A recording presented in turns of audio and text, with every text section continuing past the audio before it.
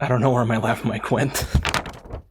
Hey everybody, I've made a lot of things, but over the years I've also made music, although I'm not nearly as active these days. I thought it might be fun to listen to some of my unreleased music, so I spent the last few months looking through my old hard drives, and I found some pretty surprising stuff. In fact, some of these songs are almost 10 years old now, which frightens me. But as always, you can skip through the chapters if you'd like, and every song I talk about in this video will be linked in full in the description. And with that, let's get started with...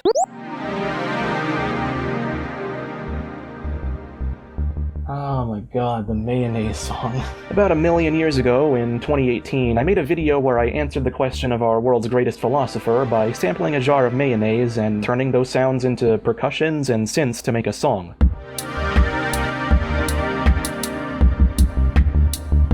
I remember going into that project with no idea how it would turn out, and it ended up turning into this sort of, like, ambient, ethereal kind of vibe. So yeah, everything you hear in that song is made from mayonnaise. The percussion is from me banging around on the jar like an idiot, and the synth was actually made from scooping the mayo out of the jar. The only original sound you hear is the sort of chanting in the background.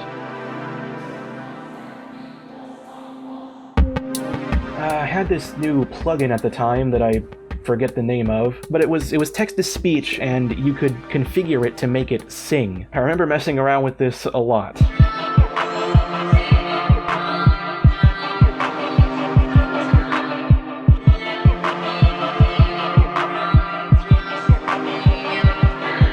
It sucks because I documented the entire process of making that song in the video. That was around the time I was hit with a false copyright claim, and for some reason I didn't back it up, so the song is all that remains.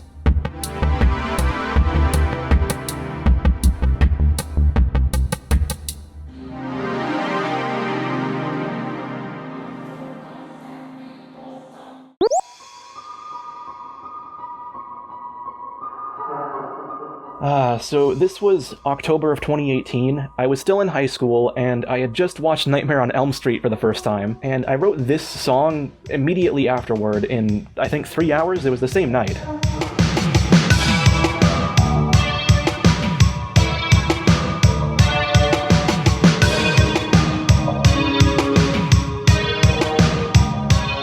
I've always had a fascination with that era of music. I have this huge collection of just percussion sounds from various keyboards over the years. I use those in the song, of course, and the laughing you hear in the background is a pitch-down recording of me.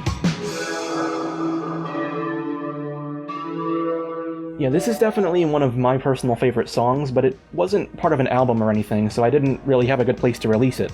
Until now.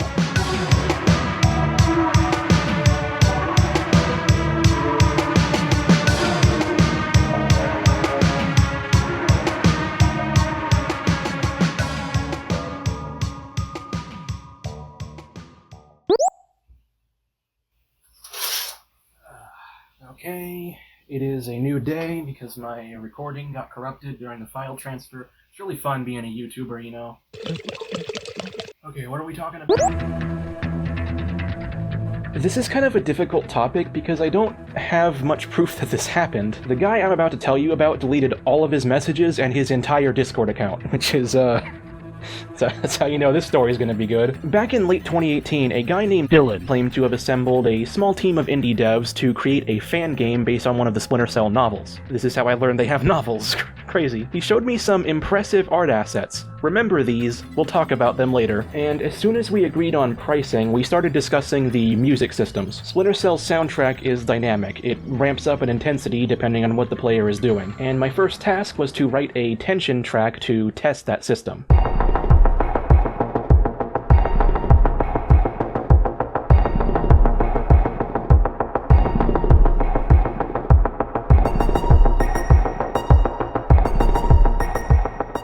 About a month after this, Dylan asked for music for the game's opening level. So Sam Fisher boards a ship carrying radioactive material and has to race against the clock to stop it from reaching the coast. And it's like, you know, okay, now I can really get to work.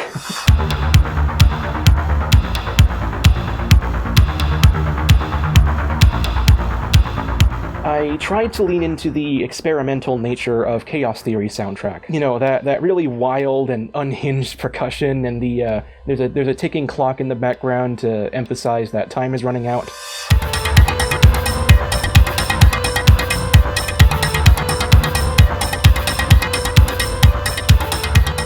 This was my first real song for the project, and I'm still proud of it. I think it has that Splinter Cell identity while still sounding like me.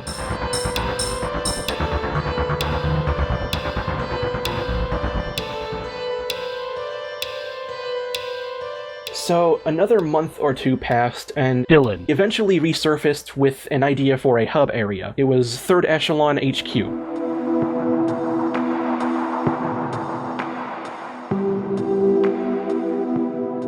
I wrote this short, kinda low-key track that plays in the background while you're talking with teammates, checking your loadout, and selecting missions and stuff like that. But yeah, after this, the guy just disappeared completely, and who is texting me right now?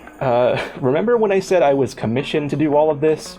Yeah, I was supposed to have been paid by this point, and I wasn't. Then I reverse image searched those art assets he showed me, and they were stolen. These images were cropped, edited, and even stripped of signatures from a professional 3D artist named Josh Piers, who made these as fan art for his portfolio. I still don't know what the end goal was. Did he actually want a game, or did he just want free music? I've even had what I'm pretty sure was the exact same guy approach me later for a Half-Life project. This kind of overpromising thing happens all the time in indie game development. You've probably seen this happen, you know, you get access to Unreal Engine and suddenly everything feels possible. Let's start making promises we can't keep. It's like a rite of passage at this point. I've done the same thing with my own game. That said, what doesn't usually happen is stealing someone's artwork and lying about having a team just to get free work, basically. And I feel guilty because I hyped this project up. I made a mock trailer for it. I wanted it to be real. Splinter Cell deserves and desperately needs that kind of passion. But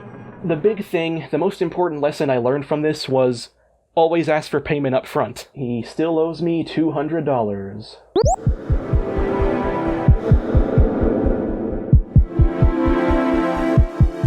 From 2018 to 2020, I worked on a Half-Life series called Mind of Ryan. I took a look in this folder, not expecting to find anything, but there are actually 2 songs of note here. We'll start small. In episode 6, a security guard hacks the announcement system to say hello to Ryan. Hello there, amigo. What?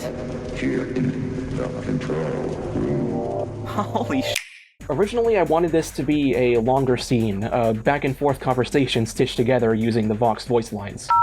Your ass is fired, amigo. Thanks? Before I scrapped this idea, I apparently threw together a song that would have filled out that section.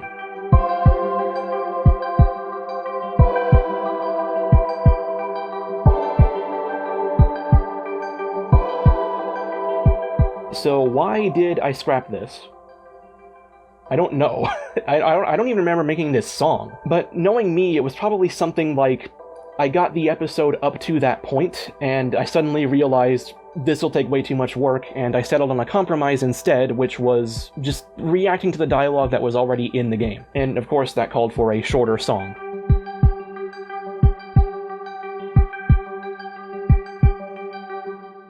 Next up, we have a song that didn't have an episode attached to it, it was just something I wanted to make, and that was a remix of Questionable Ethics from Black Mesa.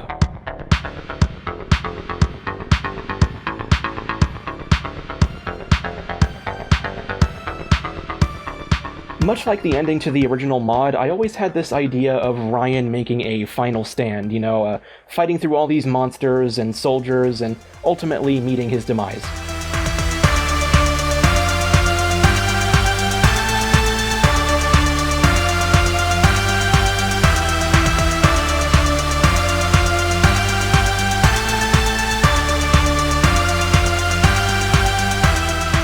I never finished Mind of Ryan because I had a specific vision for the story I wanted to tell, and what I had made up to that point just didn't fit anymore. I still don't know if I'll ever go back to it. I've got a bunch of other stuff I want to do before I can even think about approaching that. But if I do revisit it someday, my hope is that people will see it and will understand why I couldn't finish it in its original form.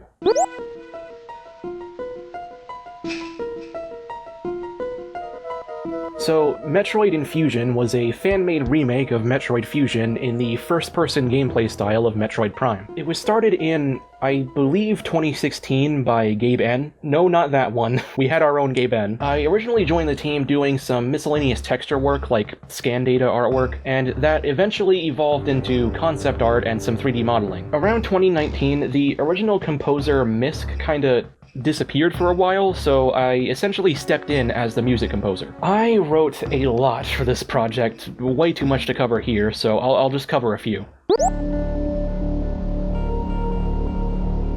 I remember we talked a lot about the main menu, and I even made a concept for how it would look, and eventually I had an idea for how the music could go.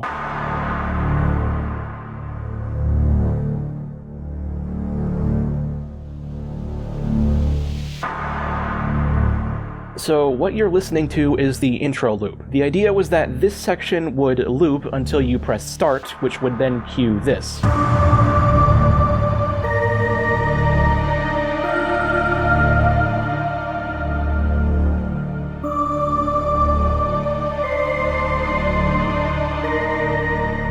Eventually you'll hear these metallic footsteps. That was taken straight out of our sound library for the SAX. Just a little foreshadowing there.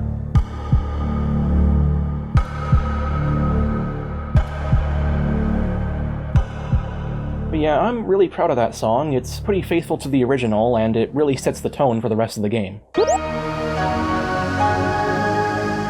This was our first original enemy, which I dubbed the Lugama. The idea was that you would target its wings to slow it down, otherwise it was way too fast. And we liked the idea of fighting a swarm of them, like a mini-boss fight. So naturally, I remixed the— oh god, no. Excuse me, sir. Yes. Phone call for you. So naturally, I remixed the Hive Mecha theme from Metroid Prime because I really like that song. I feel it's a very underrated track from that game.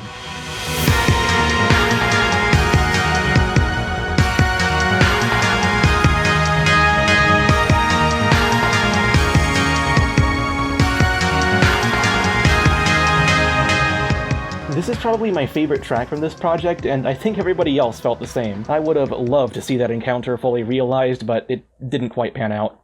What a lot of people don't know is this project had a lot of internal conflict pretty much from the beginning. I'm not going to get into all that because I do have a lot of respect for the people involved. They are immensely talented people. In fact, I would absolutely love to work with them again, just, you know, on something else. And with that, that is all of the unreleased music we have time for. Let me know if you enjoyed this video. I've got a lot more stuff to talk about. I haven't even gone into my unreleased albums yet. And if you made it this far, you should comment, RIP Lav Mike, because I don't know where that thing went. I had it in a drawer, and it just got up and walked away, I guess. Anyway, that's it from me. I'll see you guys around, and have a good day.